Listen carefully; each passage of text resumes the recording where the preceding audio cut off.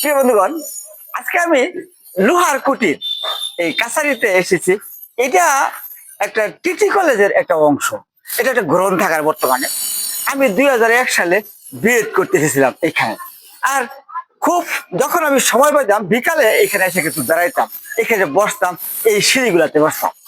আজকে এই অবস্থায় রবীন্দ্রনাথ ঠাকুরের কথা মনে পড়ে, কালের যাত্রার ধ্বনি শুনিতে কি পাও। এই এখানে এসে আজকে আমি প্রায় 20 বছর পরে এখানে এসে কালের যাত্রার ধ্বনি, অর্থাৎ আমি যাবার সময়গুলো যাপিত করতাম, অতিক্রম করতাম, সেই কথা মনে পড়ে।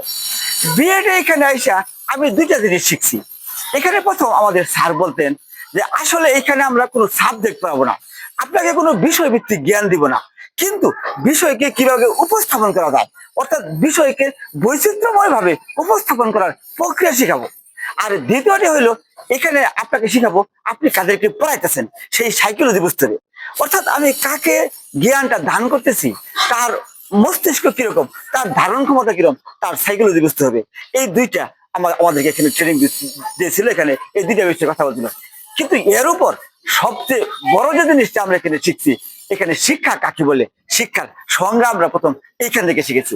আমাদের এখানে অধ্যক্ষ ছিলেন, তিনি বলছেন শিক্ষা হলো, শিক্ষা কেন বা শিক্ষা কি, অজানাকে জানার মাধ্যমে আচরণের কাঙ্ক্ষিত পরিবর্তনের শিক্ষা।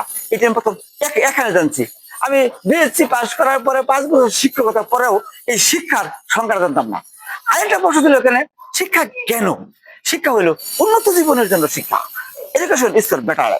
ধন্যবাদ। অনেকদিন পর আজকে এখানে এসে আমার ভালো লাগতেছে। ওকে।